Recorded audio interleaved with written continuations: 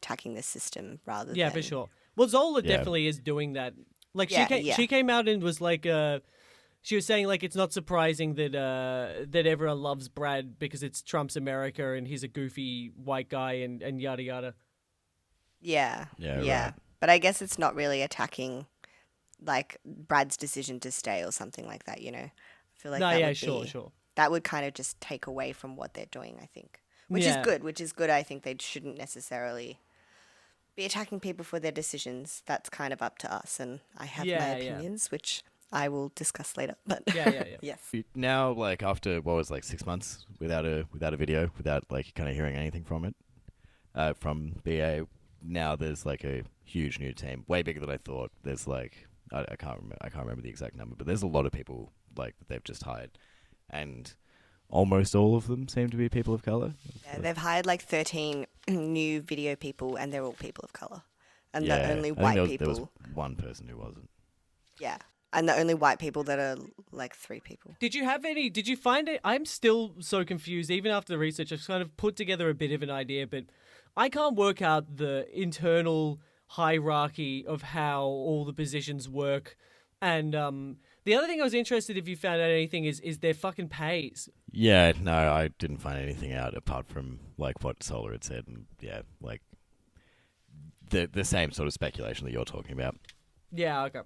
Yeah, neither did I. Like, I found out, which I guess I'll talk about, but I'll mention now, is that, Condé Nast completely denied that there was pay discrepancies, and that their in official statement stated, I'll just quickly read it. They were like, while we found that everyone was compensated fairly for video through their full-time salaries or other means as part of project or freelance agreements, it's on us that our lack of open communication about video compensation created confusion. Okay. Yeah, there was right, this is this whole fucking Proskauer Rose thing. What? Yes. the internal like investigation of the pay salaries through that company Proskauer Rose. That, like, really. Yeah. Yep. Which is just a disregard anything that fucking BA say about that. Yeah. Definitely. Yeah, well, I think the only thing I really wanted to mention after that was, they've hired a lot of people, and I did a little bit of, I looked into that Dawn Davis, like the new editor-in-chief who's like replaced Adam Rappaport, and she seems really cool. So in terms of like the positives, I sort of found, there's sort of 3 divisions, I think is the easiest way to look at it. There's kind of like, there's the internal chef YouTube celebs, there's the magazine kind of as an entity, and then there's big corporate. And I think that they all handled it in different ways, and they've all sort of made attempts in very different ways at trying to kind of like, I don't know, like do the right thing. And some have been more successful than others. So I think I'm going to start with the one that seems to be considered like the most like, I don't know, what's a better word than successful? Like they're showing the most like progression. So yeah, one of the big criticisms was kind of like the BIPOC cultural representation and the way that they kind of represented the menus and certain chefs. So like they have meetings where Zola would kind of come and she'd be like, "Can we do a video on like, you know, this recipe for like a dish from another culture that's quite successful?" And they'd be like, "No, that we just want to do mac and cheese and stuff like that." There was a staff member, one of the only like actually black staff members that they had who left. She actually wrote a whole article about like a black line cook at a chef called like Le Coucou. And suddenly it just got released by like her article, but with a white writer, just changed the name. And she kind of complained to them, and they were sort of like, "Oh yeah, sorry, we owe you one." And then I think, I can't work out who said this, I can't find it again, but I think it might have been Hunzi, who was suspended for kind of coming out against the company a lot. He's the editor of It's Alive, was saying that they had a lot of meetings where they say things like, we want to make the video series more diverse, but kind of keep the tone. Which is kind of gross and doesn't really make any sense at all. Yeah, that doesn't make any sense. What does that even mean? I don't know what informality. Yeah, like what is it about the identity of that show that screams like white centric. Yeah. Yeah, exactly. And it's kind of just, there's a whole lot of confusion about, like, it just seems very clear from everything corporate has ever talked about the tone that it's like that they've purposely, they have an agenda to keep it very white. But that's the sort of YouTube side of things, and that remains to be seen because they haven't really posted many like recipe videos. The magazine was kind of already starting to get a little more diverse, but you can really see now that the magazine actually has kind of like overturned a little bit, and it's obviously very reactionary. But there's if you just look at the Instagram from the point of the scandal until now, and whether or not this is a good thing is kind of up to the person listening. But like they have since then focused a lot on like different cultures and chefs from different backgrounds. And you can kind of almost see like the line in the sand where it goes from just like cakes into just like different recipes from different cultures. But I listened to an interview with this guy, Joey Hernandez, who's the research editor for the magazine. And they're doing kind of like this thing called a recipe audit where the interview's in a podcast called Salt and Spine. So there's a lot of things that they changed, and there's like a lot of problematic names of food. Like there's one called the Macroot Lime, and it has like another name it usually goes by, which is like a racial slur with a K in it. So they're kind of going through and they're changing all of the things that could be considered kind of problematic names for food. And then also just like a lot of things like they have, they're trying to avoid doing things like having a white chef being kind of like the one that sort of introduces the history of pho or whatever. And like that, which is, like kind of problematic when like you could get someone who's from that culture to explain it and lots of sort of little things like that. They're kind of going through and they're auditing and they're changing all of these in the old, like previously posted recipes, and then they're also showing their work. They're gonna like leave a thing down the bottom highlighting the corrections. So that was kind of cool. Also, they posted like BA itself on their website posted a article by Priya, and she's like, it's a dialogue with a chef, which if I fuck up the pronunciation, I'm sorry, but like a Nigerian chef called Yavande Komolafi. And the article's called "When Did Recipe Writing Get So Whitewashed?" And if you read that, it's a pretty good rundown of kind of like the issues around whitewashing food. And yeah, she even calls out BA a little bit within it, which is, I guess, and that shows some progress or some change, which is mostly through the magazine, but it has nothing to do with the YouTube at all. In terms of some of the systemic issues like pay, which was really kind of like the BIPOC chef kind of movement. There's some good podcasts that I got most of my information from that I really recommend. The Sporkful do a really good rundown of kind of how the internal mechanisms of the company. There's a podcast called Bon Appétit, which is like super fans of the show. So if you listen to that, that's a really good kind of rundown of like where the fans are at with it, because they were just a fan show of the test kitchen before the scandal. That's so funny. And now they That's so hate cool. it. Oh, wow. Really? Right. Damn. Have they spoken to anybody from the show? No, they're commentators. Okay. But Yeah. Sporkful actually tried to reach out to a lot of people, and pretty much all of them, after Matt Hunziker got suspended for kind of coming out, who I talked about before already, but yeah, after he got suspended, most of them are like, we're not fucking talking about anything as long as we're working there. I mean, obviously Solar comes out and talks about it a lot. So what with that Hunzi guy? When did that happen? That happened because when this kind of goes into what I'm going to talk about, but Bon Appetit issued like an official statement on Instagram, or one of the things that they listed that they were going to change was implementing anti-racism training. And what Hunziker came out and said, he tweeted a meme. I mean, not tweeted a meme. He tweeted a tweet, and he said, "Why would we hire someone who's not racist when we could simply checks industry handbook, hire a racist and provide them with anti-racism training?" And so then he got suspended because the company was like, there have been allegations against him and that we need to do an internal investigation as to like his performance and all this kind of stuff. Yeah, and like not because of the tweets or whatever. Yeah. And then all these other people came out and were like, it's because of the tweet. Like they're So attacking him. when was that though? Was that He got suspended in August, I think. Of what, this year or Of last this year, yeah. Ah. And then after that, they even came after, like, there's still a few of those tweets, like, defend Hunzi or whatever. There was a hashtag. But they even, like, came directly to all of the people that tweeted about it being like, you're going to remove those tweets, aren't you? Like, really creepy shit. Yeah, Really? yeah. Yeah, right. It was really The weird. G-men coming after you. Yeah, it was a bit strange. No, they're villains. They're cartoon villains. That's what I Yeah. So yeah, so in terms of the pay, so like the whole thing was Zola sort of was offered a contract pretty quickly after she came out with back pay and something like a $20,000 like raise of the salary and which is kind of what she was asking for, is a little bit low, but she was like, I'm not going to take it until all the BIPOC like YouTube stars have been kind of compensated. And then all the kind of white chefs came out and were like, yeah, we stand with you. We won't do another show until that happens.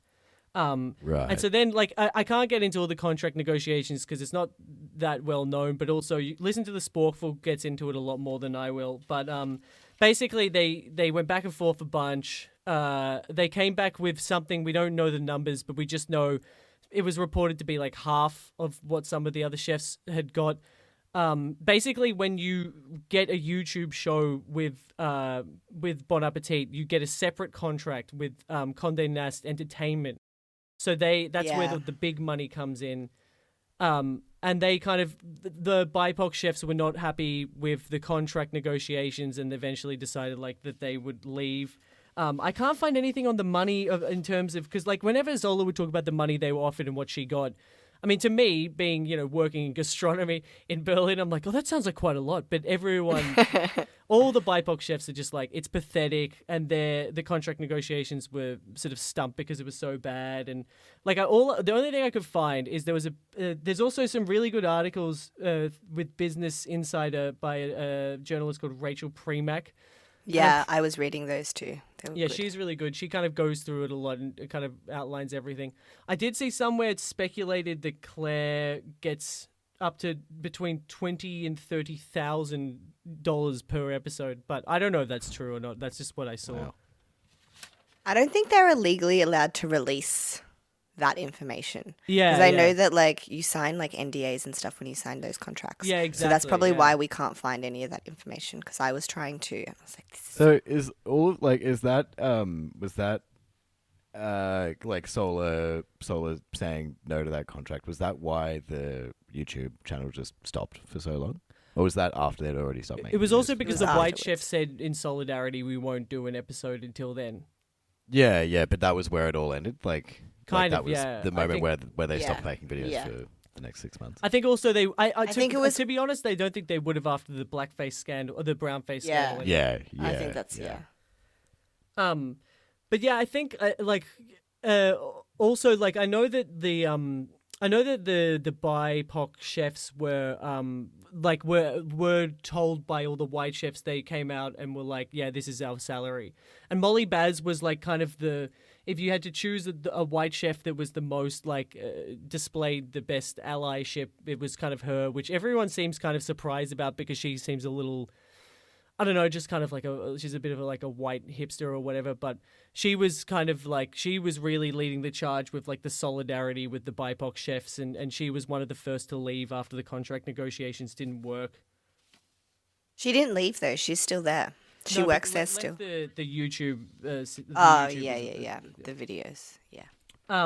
So then, like that's kind of where the YouTube chefs are at. A lot of them have left. Some have stayed. I'll kind of get into the ones that stayed a little bit later. But the last thing, so in terms of the actual company, they conducted like an investigation with this legal company called Proskauer Rose. So they did this like internal investigation about like whether or not there was racism in the company. And Proskauer Rose are kind of known to be the guys you go to if you're a big company to do that. Like there was the New York Public Radio. They did a similar kind of thing. I think they did one maybe for NBC or something. And like everyone around the board just knows that like they're there to serve the client. Like they're not like they're not an objective. You can't really have an objective investigation that you're paying for yourself. You know what I mean? Like, Yeah, for sure.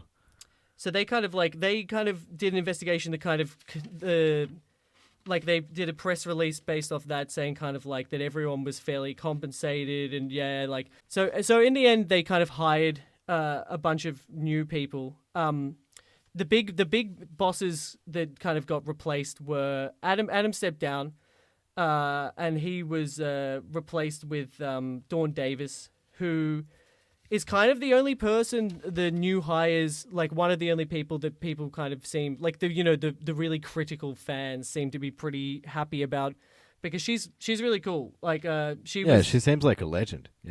Yeah, she's been in publishing forever, and she was a founder and publisher of this company called 37 Inc., which is like I was reading about those guys. Yeah, marginalized black voices, and published a lot of like they published The Pursuit of Happiness.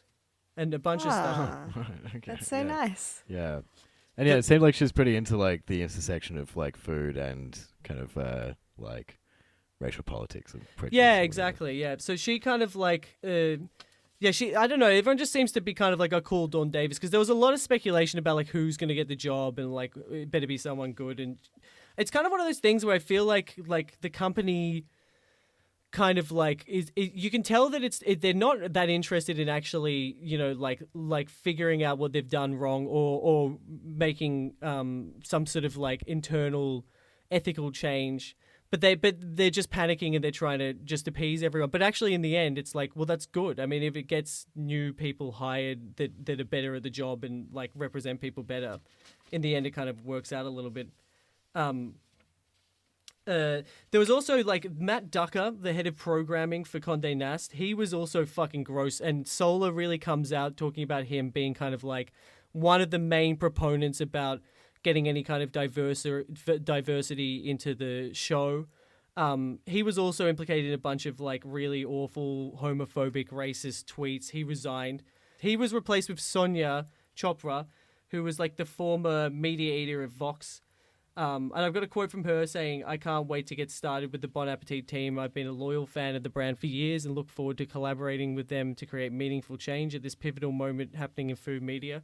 And she seems good. She seems cool. And the fans are kind of happy enough about it, from what I can gather.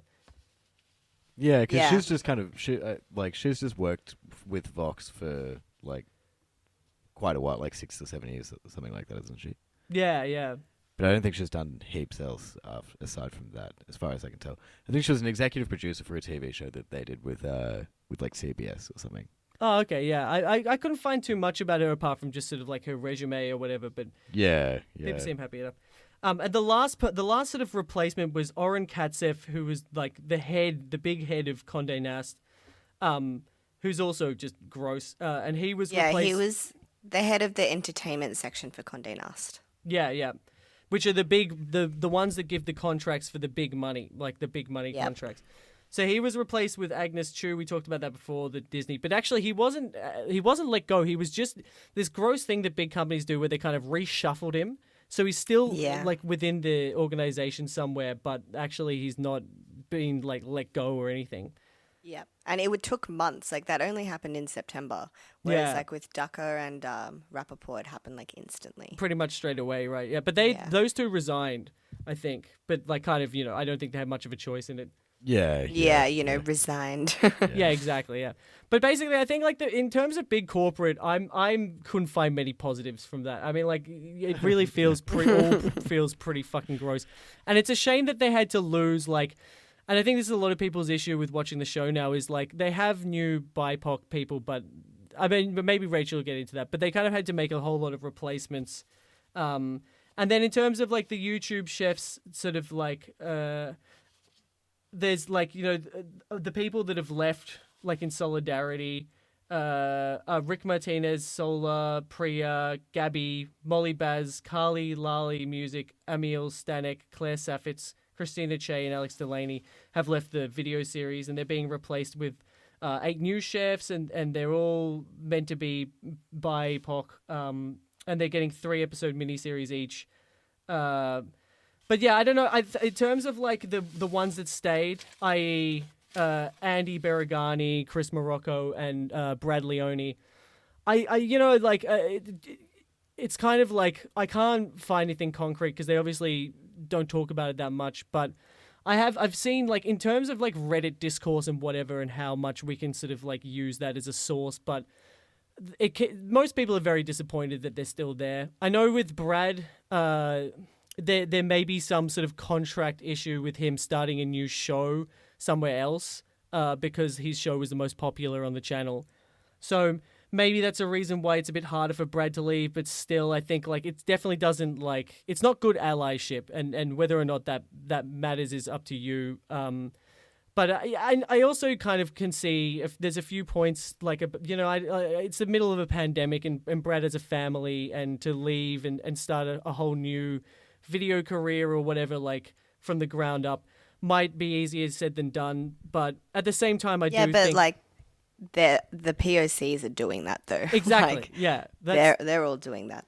Exactly right. I think that that's the only point I can see sort of batted back and forth about Brad. But at the end of the day, I do think it's bad allyship, and I sort of have this suspicion. This is just based off my instincts that like I don't know, like I have this feeling that Brad maybe doesn't get the severity of the whole thing, and it's shit, I can't find many positives in terms of the stars that have stayed, and I tried to look, but it's really like it's down to like what do you think, because they haven't really talked that much about why they stayed. They just stayed, Yeah, I've definitely because Brad's the only person that I ever kind of engaged with outside of watching.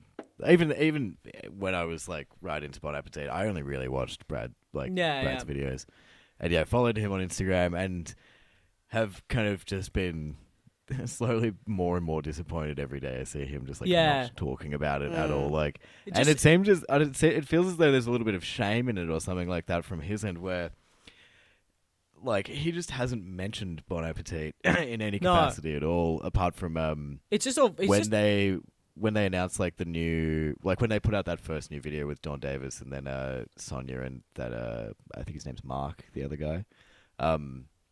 He posted a thing saying I'm really happy to be working with these people, but it almost looked like he copied and pasted the text from an email template that was sent to him. Exactly, and he's been problematic. I mean, he's a fucking New Jersey boy or whatever. I've always got this sense that this is my opinion, but I've got this sense that if you got to know him as a person, I don't think he's not unproblematic basically, but since kind of he came out a few times during the big scandal, but since then it's just been fishing content and whatever. But it's kind of it's a little bit of a shame, I think. I remember Zola said something in one of her interviews, saying kind of I'm disappointed in the white chefs for different reasons, but when she talked about Brad, she was like, Brad just figured out that racism exists. Brad's just working this all out now or whatever. Jesus. It's not really good enough, is it? Nah. Yeah. That's all. That's all I got. Okay. Yeah. Right. Okay. I would have thought that he I was kind of half expecting him to just quietly go off and just do all of more of his because he makes these little fermentation ceramics with some other dude, and he's got a couple of signature knives with a few knife companies. I thought that might be where he would go into just doing more of that sort of stuff and just leave the video world behind, but I was kind of happy with, and also sad. I was it would be a shame to not see him anymore. But then but it'd be so I heard this in Bon Appétit, and I think it's so true. It'd be so fucking easy for a big company like Condé Nast to just pay the BIPOC chefs adequately.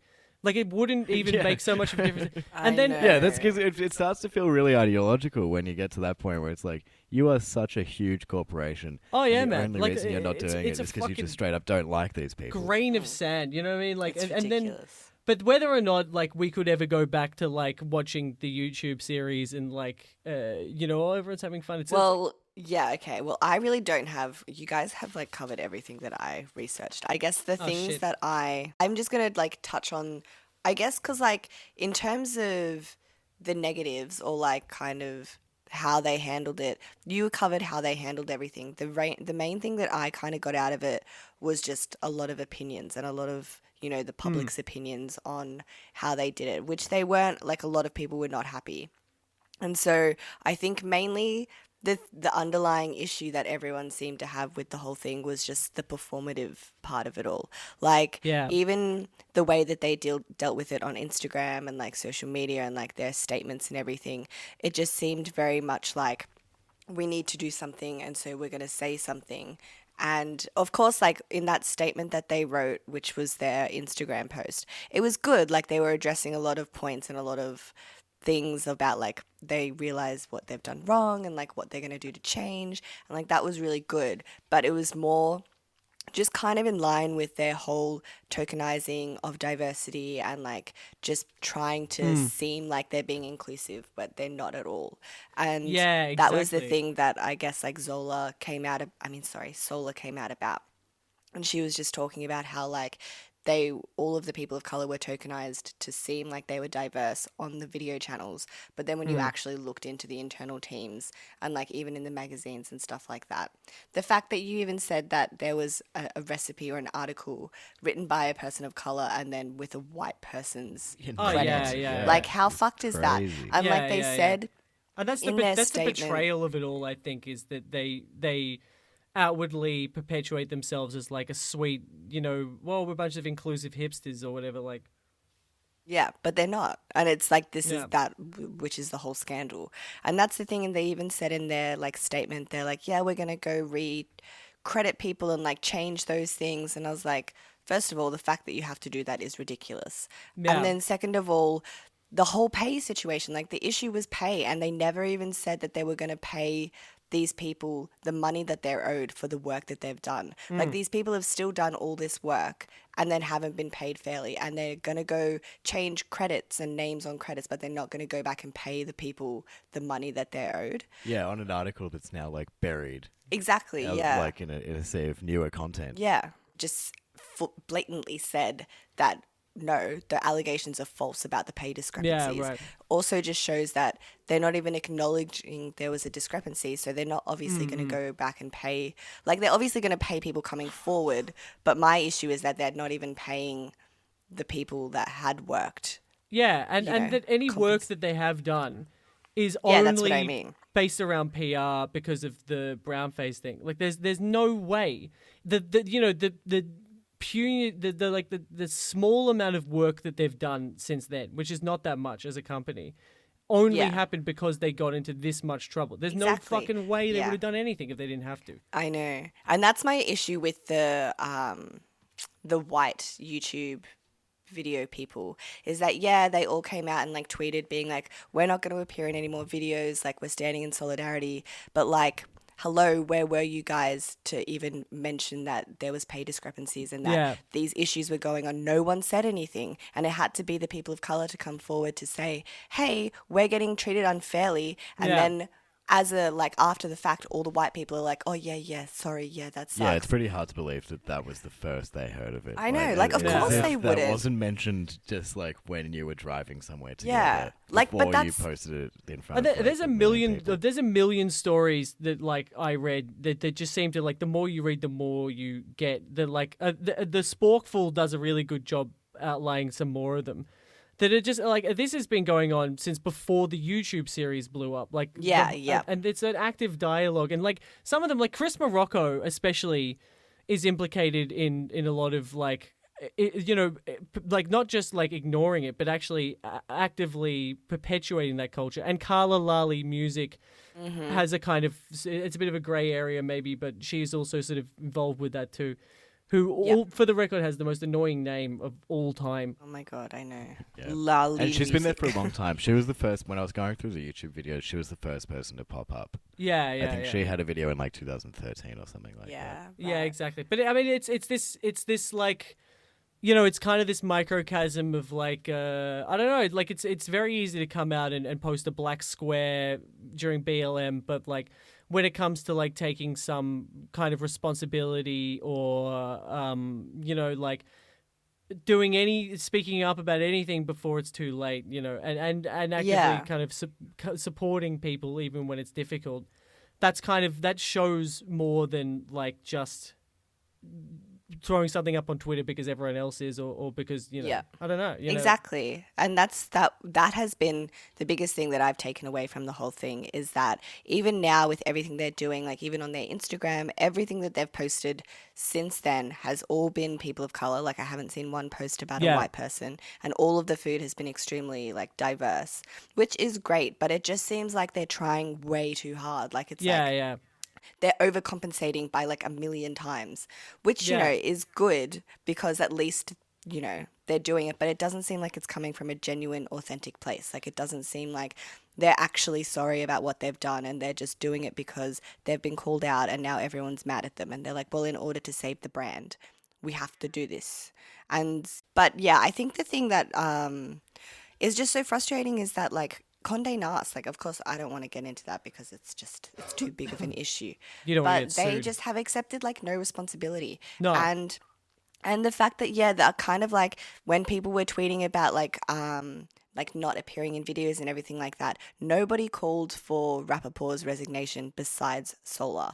And it was kind of like, I kind of would expected more. I think the thing that I'm taking away from all of this is that I expected more from the white YouTubers, from Condé Nast, and I think like Bon Appetit itself is doing really good. Like I'm like, you're doing what you need to do, but it's like the trickle down effect of this huge company. And then like the colleagues that could have stood up and said something way before, and also could have stood up internally. Like they could have done Yeah, it didn't need something, to and get it here. didn't Yeah. need to become a public thing. Yeah. That's yeah. Zola said when the meeting actually happened, it was like this. There was a rundown of it somewhere, but Adam Rappaport came out and was like, "Oh, there's this thing, by the way. I'm really sorry about it." And then when she was like, "You should resign," he was like, "Oh, maybe I don't know." And she really had to she had to be like, "Does anyone else like have any thoughts on this?" And no one said anything. And then when I she know, actually yeah. then when she actually called out, she was like to the white chefs like, "Do you have thoughts on this?" Then they came out and were all like, "Oh yeah, no, actually he should step down or whatever." But like, I think as well from like Condé Nast know perfectly well, and this is not my opinion. I've sort of co-opted this from a bunch of different people, but it's true. It's like they know perfectly well that they're doing just enough to keep some of the hipsters that are going against the show, or no, let's not say hipsters. Let's just say decent people, or whatever. But like, even if they didn't do anything, even if they didn't fucking mention it once, or actively came out and said, "Yeah, it's good that we're racist," most people, like most of the millions and even billions of people that watch the show, have no idea that any of this happened, and will just keep watching it. There's that many people that aren't super fans on Reddit, or even just people that know what's going on, that just would be like, "Oh, they stopped producing content for a little while. Brad's back. That's great." Dude, that's actually I haven't even thought of that. I know, The it's fact so that I guess true. that's the bubble. But yeah, no, of course there's a bunch their of view people who are count just has Yeah. not waned, and maybe it's because people are intrigued. But I think they know. Yeah, I think it'll be perfectly interesting well. to see what happens in the next as their output becomes a bit steadier, to see how much engagement they get. Yeah, for sure. and the cynic in me says I don't think there'll be any fucking difference. Like maybe a couple 100,000, Yeah. But Yeah. hey, I think and again, this is kind of, I feel like Tom and I have kind of changed positions from when we talked about this last week. Because I was very much being like, no, they're doing really good things. Like, this is a good thing. And now after I've read everything, I'm like, no, they're not doing anything. It's terrible. Yeah. Well, I And haven't now changed you- positions. I basically haven't changed my opinion about anything. Oh, okay. Well, my opinion has drastically changed. Yeah. But because I guess I just did the research, because I had not followed it at all. I kind of just heard from people and I just never bothered to look into it because I don't follow Bon Appetit. I watch some videos with Zeb and that's about it. But now that I've actually looked into it and done a bunch of research, I'm like, nah. Kind of at the end of the day, yeah, it's good and it's, I guess, what's the word? Publicly showing a good and positive change. But I think internally and genuinely, I don't think there's much of a change going on at all. No, I think my opinion is, Dawn Davis seems really cool, and maybe some of these changes will have some trickle down effect that could be positive. And Yeah, definitely. but generally, no. I mean, like, but my rage is maybe now a little more pointed towards Condé Nast Entertainment and Bon Appetit. And I'm disappointed in Brad, really, and Andy. Chris Morocco, fuck him. I'm disappointed in them, and I won't watch their content. But it's definitely more like pointed at the corporate than it was maybe at the beginning of the show. Yeah, for sure. Yeah, I think for me, I'm kind of in a spot where I think that whatever changes that BA are trying to put forward, I think they're a good thing. Like, I think inherently it's a good thing to try and grow from something, of course. But the backing and like the fact that they exist in the context of Condé Nast just means that they can't, like, it's always going to be a little ingenuine, and it's always going to have that bad money behind it.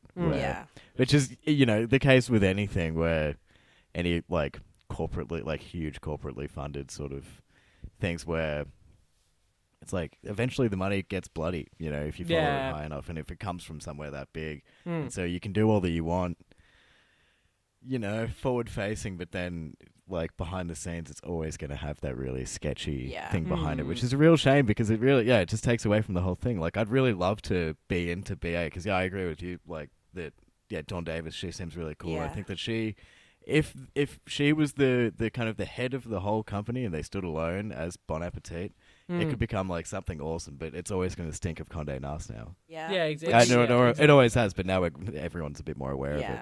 Which sucks though. Like, I think as like if we're just bringing it right back down to just Bon Appetit itself, I think they've responded really well, and I think that they're doing the best that they can in a very, very horrible situation.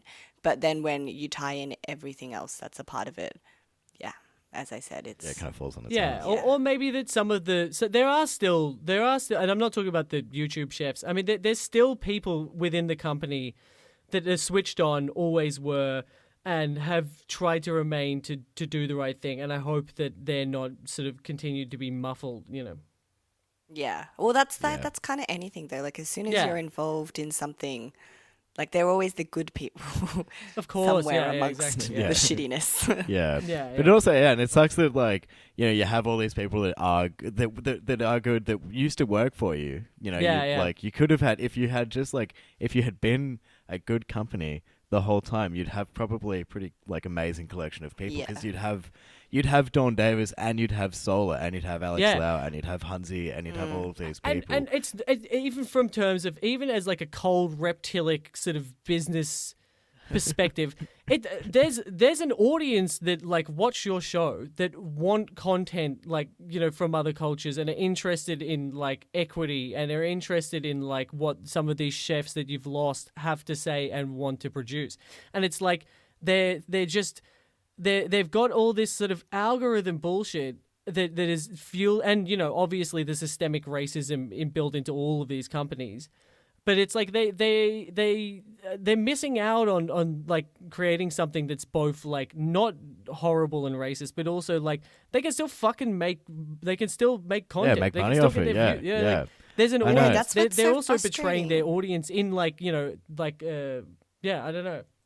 No, I completely agree. It's so infuriating when you look at these like racist companies or like white-centric companies. I'm like, you are literally like alienating such a fucking enormous audience. Exactly. I'm like, you could be making so much fucking money if you just were more inclusive. I'm like, look at it on a business standpoint. They have these data. They have these kind of models based off like. These and like this is kind of what Zola said about like in terms of them not giving like the people of color their own show. It's like it's a self-perpetuating thing of like, oh yeah, well white people who were racist really like our show, so we got to keep like we got to keep sort of appealing to them. But it's like it's because you're not trying to appeal to anyone else. You've got no data. Like there's no how do you fucking know, dude? Like Yeah, and it frustrates me. The one other thing about it that really shits me off is that I think food has, for quite a while, in subtle ways and in pretty kind of like overt ways been a pretty good vessel that people have used to explore culture. I think that's like why most people it's certainly why I engage in any sort of food like content, like food TV and all that kind of stuff, because I'm not really I don't care about food that much. Like, it's not like a passion of mine. But then I'll watch Anthony Bourdain or Eddie Zeb, I've Hahn eaten or your something pizza like toast. that. That's not true.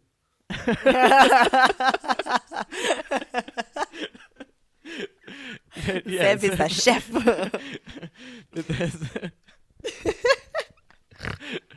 But yeah, like there's all of these shows that that I've really liked. Even something as simple as like Rick Stein, simple English dude, like wandering around, where it's like it's a perfect lens to look at culture through and explore other worlds. And people have done it really well and really successfully before. Like Anthony Bourdain in particular, like he made so many shows, and people fucking loved him. And obviously part of it's a personality thing, but then I think a good chunk of it is just that like he had a way of like looking at culture through food, and I don't see why you would still think that that's like not a viable way of like of producing food content. Well, especially when you are a food magazine. Yeah, shouldn't you know? Like, why can I know this and then you can't? It's so ridiculous. Yeah. It's mad. Like, my last prevailing opinion on this whole thing is Carla Lali Music has a shit name. It's one of the worst names I've ever heard. and you should know. I second this. Yeah. Carla Lali Music. Carla Lali Music. Kalalali music. Kalalali music. Yeah. All right. Okay. Well, should we do anything else to mention? Should we sort of do the wrap up stuff? Yeah. No, I don't think I have anything else. So I guess you can. Yeah. So if you go on the website, you can find all of like our each individual sources for all of our research. And the website's cowardspace.com/opheads, no hyphen. No hyphen. No hyphen. All right. Well, thanks, guys. Okay, Had guys. a lovely chat. We'll speak to you next week. See you later, guys. Yeah. Bye. Goodbye. Thank you for listening. Bye. Okay, cool. I'm going to stop recording now for a second.